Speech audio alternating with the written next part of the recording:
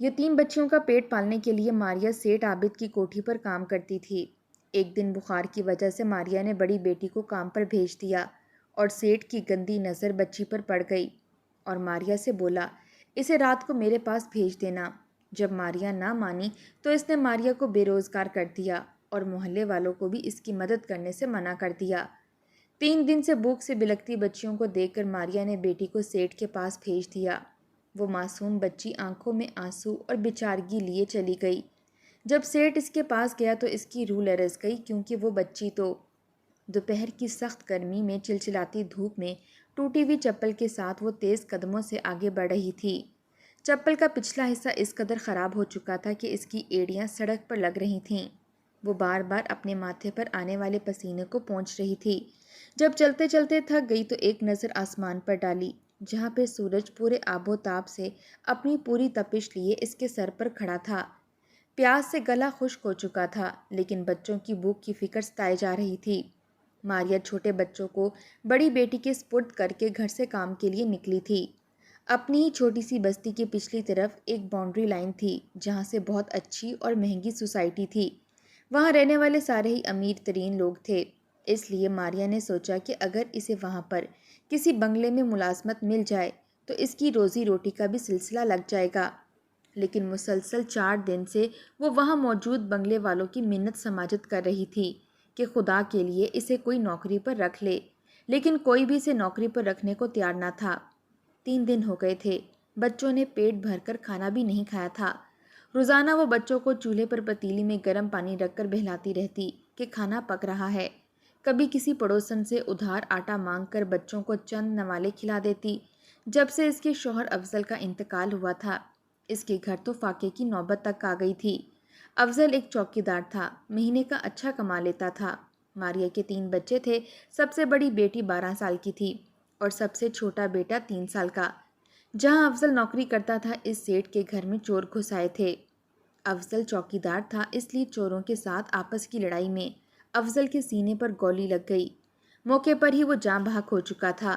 Set نے بس افضل کی تدفین کے پیسے دیے اور چند نوٹ ماریا کے ہاتھ میں رکھے اور دوبارہ پلٹ کر نہیں پوچھا کہ جس شخص نے اس کی جان بچانے کے لیے اپنی جان کا نذرانہ پیش کر لیا، اس کے بچے کیسے بھوک کے مارے سسک رہے ہیں۔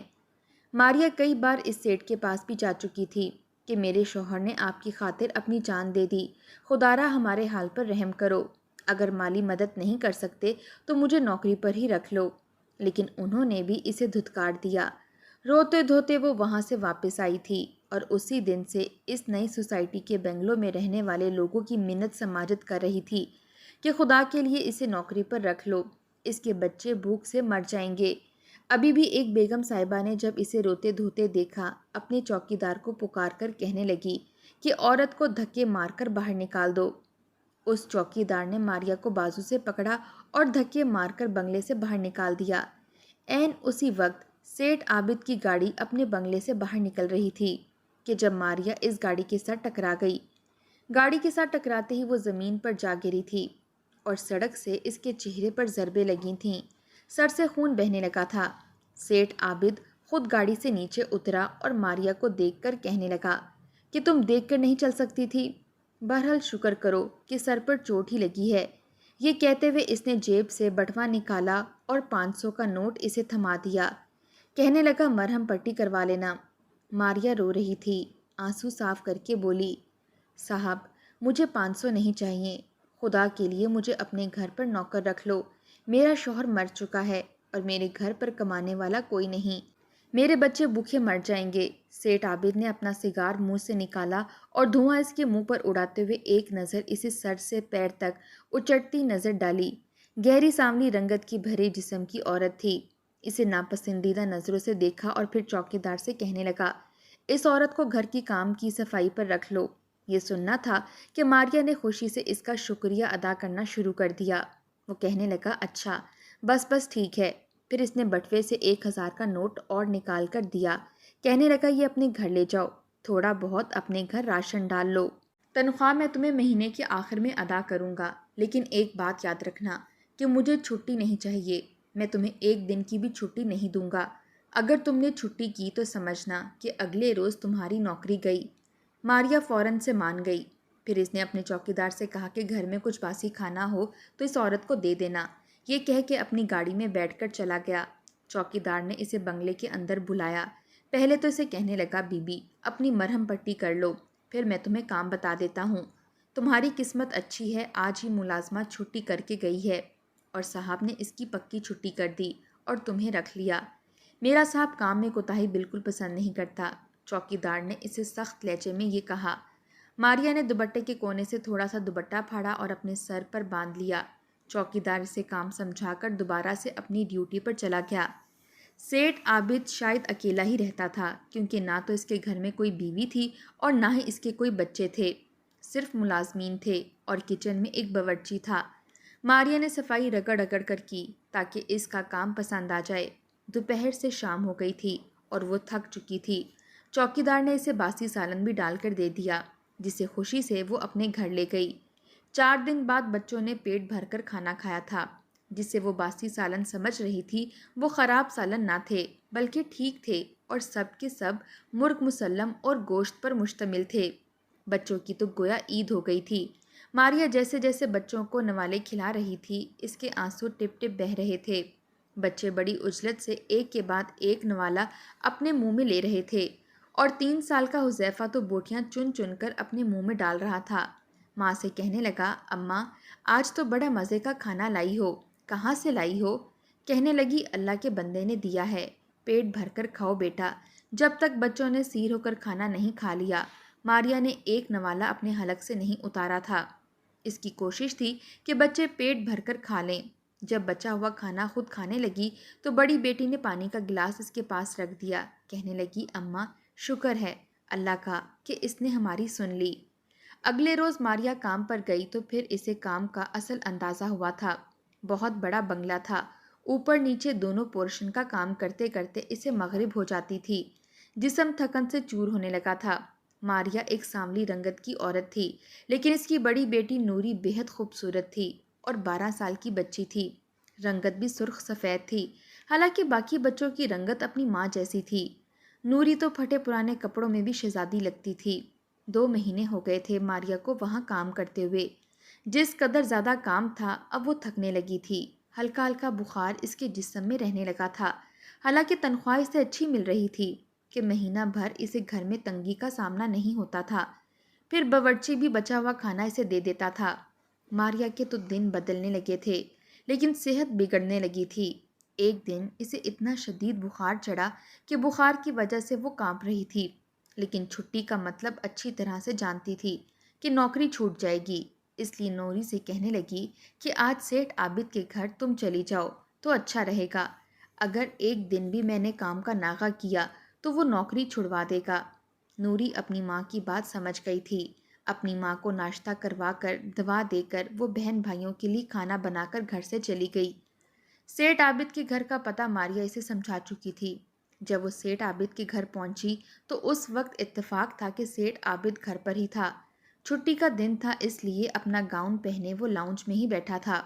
نوری ویسے تو 12 سال کی تھی، لیکن قد کاٹ کی لمبی تھی، خوبصورت بھی بہت تھی۔ سیٹھ عابد نے جب اسے دیکھا تو کچھ پل تو آنکھیں جھپکانا ہی بھول گیا۔ اپنے ملازم سے کہنے لگا کہ یہ لڑکی کون ہے؟ وہ کہنے لگا، ماریا کی بیٹی ہے۔ ماریا کو بخار ہے، اس لیے اس کے بدلے کام کرنے آئی ہے۔ سیٹھ عابد کی تو آنکھیں ہی نوری کو دیکھ کر چمک اٹھی تھیں۔ جب تک وہ کام کرتی رہی، سیٹھ عابد کی نظریں نوری کا طواف کرتی رہیں۔ جس بے باکی سے وہ اسے دیکھ رہا تھا، نوری مسلسل الجھن کا شکار تھی۔ بار بار اپنا دوپٹہ سیدھا کرتی، کبھی سر پر لیتی، کبھی سیٹھ کی طرف دیکھتی، پھر نظریں جھکا دیتی، لیکن سیٹھ عابد کی نظر تو جیسے مسلسل نوری پر ہی ٹکی ہوئی تھی۔ ایک تو وہ 12 سال کی بچی تھی، اوپر سے کام کا بوجھ بھی اس پر بہت زیادہ تھا۔ کام کرتے کرتے اسے مغرب ہو گئی تھی، باہر اندھیرا چھا گیا تھا۔ وہ جانے لگی تو سیٹھ کہنے لگا کہ ابھی رکو، میرے کمرے کی صفائی دوبارہ کرو۔ نوری کہنے لگی، صاحب جی بہت دیر ہو گئی ہے، مجھے اکیلے گھر جانا ہے، میں کل آ کر صفائی کر جاؤں گی۔ وہ کہنے لگا کہ مجھے نہ سننے کی عادت نہیں ہے، لڑکی تمہیں کہا نا کہ میرے کمرے کی صفائی کرو۔ مجبوراً نوری کو اس کے کمرے میں جانا پڑا۔ نوری کے ہوش اس وقت اڑے جب سیٹھ عابد خود بھی کمرے کے اندر آ گیا۔ سیٹھ عابد عیاش قسم کا شخص تھا، آئے روز وہ پیسوں پہ لڑکیاں اپنے گھر بلاتا اور ان کے ساتھ گناہ میں پوری رات کالی کرتا، اور اب اس کی نظر نوری پر جا کر جم گئی تھی۔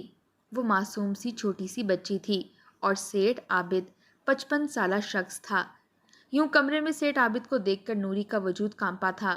وہ جلدی سے اس کے صاف کمرے کو دوبارہ سے صاف کرنے لگی۔ جب سیٹھ نے اپنے کمرے کا دروازہ بند کیا اور اپنے کمرے میں رکھی چھوٹی سی فریج سے شراب کی بوتل نکال کر گلاس میں ڈال کر پینے لگا، وہ زبردستی کا قائل نہ تھا، کیونکہ جانتا تھا کہ وہ جس چیز کو چاہے خرید سکتا ہے۔ جب تک وہ کام کرتی رہی، سیٹھ شراب کی گلاس پہ گلاس بھر کر پیتا رہا۔ کہنے لگا، کل اپنی اماں کو کہنا مجھ سے آ کر بات کرے۔ نوری کہنے لگی، اماں بہت بیمار ہے، ہو سکتا ہے چند دن کام پر نہ آئے۔ وہ کہنے لگا، میں تم سے کوئی بھی بہانہ سننے کے موڈ میں نہیں ہوں۔ تمہاری ماں مر بھی رہی ہو، اسے کہنا کہ کل آ کر مجھ سے بات کرے۔ بڑا ہی سخت دل سیٹھ تھا۔ نوری سر اسبات میں ہلاتے ہوئے چلی گئی۔ گھر پہنچی تو ماریا کی طبیعت پہلے سے کافی بہتر تھی۔ اس نے سیٹھ کا پیغام ماریا کو دے دیا، لیکن جب اگلے روز ماریا سیٹھ عابد کے پاس گئی تو جو بات سیٹھ نے اسے کہی وہ سن کر تو ماریا کے ہوش اڑ گئے تھے۔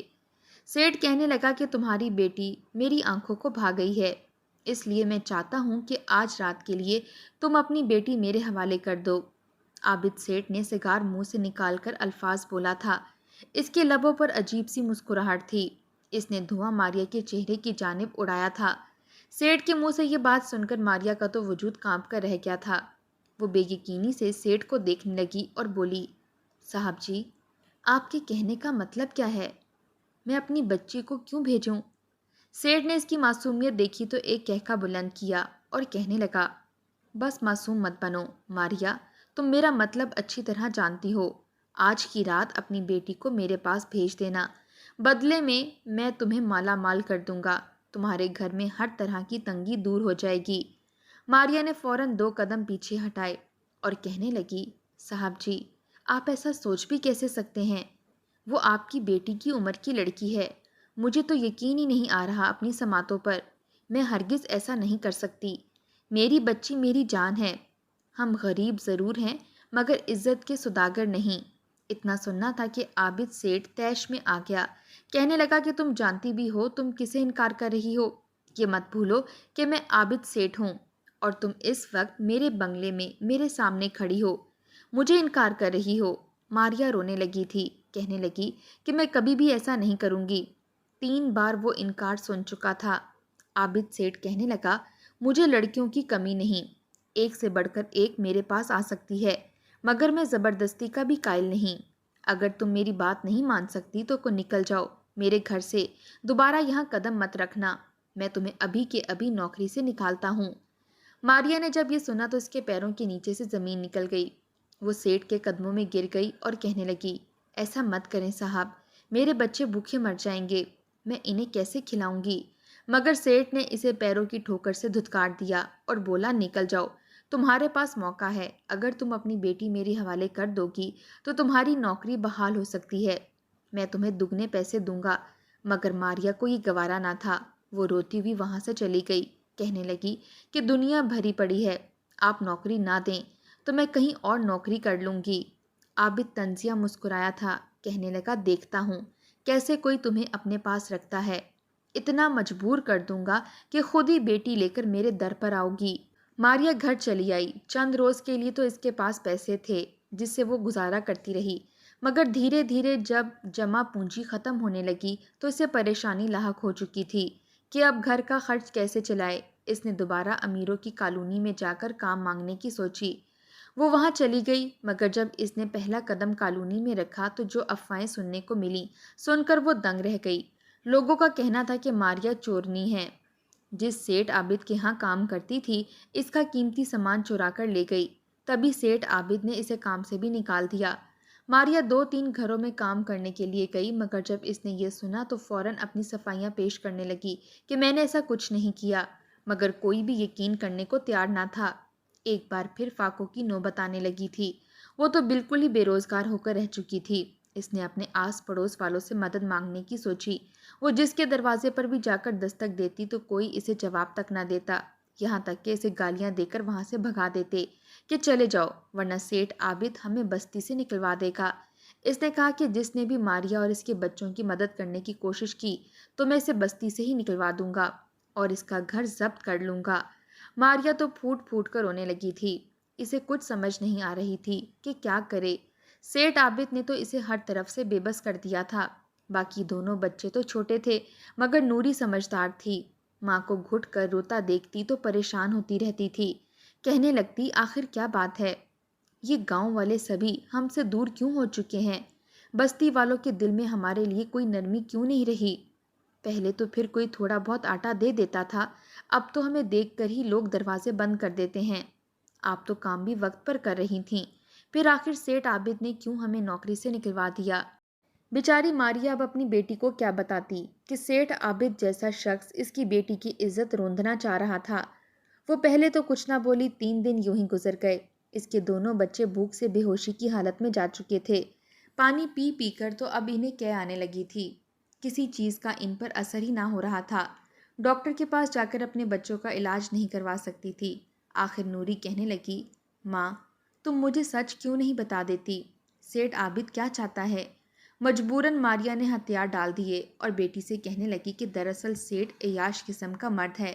اس نے تمہیں دیکھا ہے تو اب کہتا ہے کہ میں تمہیں اس کے پاس ایک رات کے لیے بھیج دوں۔ اس کے بدلے وہ ہمیں ڈھیر سارے پیسے دے گا اور ہر ماہ کی تنخواہ بھی زیادہ کر دے گا۔ نوری نے یہ سنا تو اس کا چہرہ سرخ ہونے لگا۔ وہ بے یقینی سے کتنی دیر تک کچھ بول ہی نہ پائی۔ اس کی آنکھوں میں آنسو تھے۔ ساری رات یوں ہی دیوار سے ٹیک لگائے بیٹھی رہی۔ صبح ہوئی تو ماں سے کہنے لگی، کوئی بات نہیں ماں، تم مجھے سیٹھ کے یہاں بھیج دو۔ اگر ایسا کرنے کے بعد میری بہن بھائیوں کو کھانے کو ملے گا تو میں اپنی عزت داؤ پر لگانے کے لیے تیار ہوں۔ ماریا نے یہ سنا تو بیٹی کو سینے سے لگا کر پھوٹ پھوٹ کر رونے لگی۔ اس وقت ان کے تمام تر احساسات ختم ہو چکے تھے۔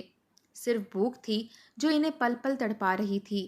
دل پر پتھر رکھ کر مجبوراً ماریا کو ماننا پڑا اور وہ اپنی بچی کو ساتھ لے کر سیٹھ کے ہاں جانے لگی۔ اس کی آنکھوں سے آنسو بہہ رہے تھے۔ قدموں کے ساتھ تو گویا پتھر بن چکے تھے، مگر اس کے باوجود وہ روتی ہوئی نوری کو ساتھ لیے سیٹھ کے ہاں جانے لگی۔ سیٹھ کے دروازے پر پہنچی تو چوکیدار دونوں ماں بیٹی کو دیکھ کر حیران رہ گیا۔ چوکیدار نے فوراً سیٹھ عابد کو فون کر کے بتایا تو سیٹھ عابد آدھے گھنٹے بعد اپنی بڑی سی گاڑی میں وہاں تک پہنچا۔ دونوں ماں بیٹی گیٹ پر ہی کھڑی تھیں۔ انہیں دیکھ کر عابد کے چہرے پر ایک شیطانی مسکراہٹ پھیلی۔ وہ انہیں گھر کے اندر لے گیا۔ گھر بالکل خالی تھا، صرف وہ ماں بیٹی اور سیٹھ عابد ہی موجود تھا۔ سیٹھ عابد فلک شگاف کہہ کے لگا کر ہنسنے لگا، گویا دونوں ماں بیٹی کی مجبوری بے بسی دیکھ کر ان کا مذاق اڑا رہا تھا۔ نوری تو مارے خوف کے اپنی ماں کا بازو پکڑ کر رونے لگی۔ وہ تو سیٹھ کو دیکھ کر سہم چکی تھی، جبکہ ماریا اپنا خشک حلق تر کر رہی تھی۔ اس کی آنکھوں میں آنسو تھے۔ اس نے اپنی بیٹی کا بازو چھڑوایا اور سیٹھ عابد کی جانب کر دیا اور کہنے لگی، یہ مت سمجھنا صاحب کہ میں اپنی مرضی اور خوشی سے اسے یہاں لے کر آئی ہوں۔ یہ بات یاد رکھنا کہ تم نے میری بیٹی کی نہ صرف عزت کے ساتھ کھلواڑ کیا ہے بلکہ میری بے بسی پر حاوی ہو کر مجھے اس مقام تک لائے ہو۔ میری دکھتی رگ پر ہاتھ رکھا ہے اور میں مجبور ماں اپنے بچوں کی بھوک اور پیاس کے لیے اپنی بچی کو یہاں لے کر آئی ہوں۔ اب سیٹھ نے سرسری سی بات سنی اور ہاتھ کے اشارے سے ماریا کو وہاں سے جانے کا کہا۔ ماریا روتی ہوئی وہاں سے چلی گئی۔ سیٹھ کہنے لگا، کل آ کر اپنی بیٹی کو لے جانا۔ ماریا روتی ہوئی وہاں سے چلی گئی، جبکہ نوری سسکتی ہوئی اپنی ماں کا چہرہ دیکھتی رہ گئی۔ اس کا جی چاہ رہا تھا کہ یہاں سے بھاگ جائے، مگر وہ ایسا نہیں کر سکتی تھی۔ اب تو وہ سیٹھ عابد کی گرفت میں تھی۔ جو ہی ماریا گھر سے باہر نکلی تو نوری خوف سے کانپنے لگی۔ سیٹھ عابد نے اسے ڈرا سہما دیکھا تو گہرا سانس خارج کر کے کہنے لگا، اب میری شکل کیا دیکھ رہی ہو؟ جلدی سے گھر کا سارا کام ختم کرو اور میرے کمرے میں آ جاؤ۔ مجھے گھر میں ایک ذرا بھی مٹی نظر نہ آئے۔ نوری سہم چکی تھی، فوراً پورے گھر کا کام کرنے لگی۔ وہ جھاڑو پوچھا دے رہی تھی اور ساتھ دل ہی دل میں یہ دعا بھی کر رہی تھی کہ خدا اس کی مدد کرے، اس کی عزت بچ جائے، کچھ ایسا ہو جائے کہ سیٹھ اس کے قریب نہ آ سکے۔ اب تو خدا ہی اس کا مددگار تھا۔ وہ کام بھی کر رہی تھی اور رو رو کر خدا سے مدد کی اپیل بھی کر رہی تھی۔ مغرب کا وقت ہوا جب وہ کام نپٹا کر تھکی ہاری بیٹھی تھی۔ اس نے سیٹھ عابد کے بند دروازے کو دیکھا مگر ہمت نہ ہو پائی کہ اندر جا کر دیکھے۔ آخر سیٹھ عابد اسی کا انتظار کر رہا تھا۔ بہت دیر گزر گئی تو اس نے ہمت جتائی۔ کمرے میں تو جانا لازم تھا۔ وہ دھیرے دھیرے چلتی ہوئی سیٹ کے کمرے تک پہنچی۔ جو ہی دروازہ کھولا تو سیٹ سامنے نیم دراز آنکھیں موندے بیٹھا تھا۔ شاید وہ آرام کر رہا تھا۔ کپ کپاتے وجود کے ساتھ آنکھوں میں آنسو لیے نوری اندر گئی۔ سیٹ کے قریب انتہائی گندی شراب کی بدبو آ رہی تھی۔ اسے ابکائیاں آنے لگی تھیں۔ سیٹ نشے میں دھت تھا۔ آنکھیں کھول کر نوری کو دیکھا تو مسکرایا اور ہکلاتے ہوئے اٹھ بیٹھا۔ نوری نے اپنا دوپٹہ سنبھالا تھا۔ نہ جانے کچھ دیر بعد کیا بیتنے والی تھی اس پر۔ سیٹ لڑکھڑاتے قدموں سے اس کی جانب بڑھ رہا تھا، جبکہ وہ خوف سے روتی پیچھے قدم اٹھا رہی تھی۔ وہ بلند آواز رونے لگی تھی کہ تبھی سیٹ عابد نے اسے دبوچنے کی خاطر ہاتھ بڑھایا اور اس کا پیر بیڈ کے کونے سے اٹکا۔ وہ منہ کے بل لڑکھڑا کر فریج کے پاس گرا۔ اس کا سر جا کر ڈریسنگ ٹیبل کے شیشے میں لگا تھا۔ کانچ ٹوٹ کر اس کے جسم میں پیوست ہونے لگے۔ یہ منظر دیکھ کر نوری بہت ڈر گئی اور چلانے لگی۔ عابد سیٹ موقع پر جاں بحق ہو گیا اور بیچاری نوری مارے خوف کے کانپتی ہوئی وہاں سے بھاگ نکلی۔ ماریا جائے نماز بچھائے جھولی پھیلائے دعا مانگ رہی تھی۔ نوری کو اس حالت میں دیکھ کر اس کے پاس آئی۔ اسے لگا شاید کچھ غلط ہو چکا ہے، مگر جب نوری نے حقیقت بتائی تو اس کی جان میں جان آ گئی۔ اگلی صبح پولیس کارروائی ہوئی اور یہ نشے کی وجہ سے حادثہ سمجھ کر کیس بند کر دیا گیا، جبکہ نوری اور اس کی ماں کو ایک اور جگہ ضعیف خاتون کی دیکھ بھال کی نوکری مل گئی۔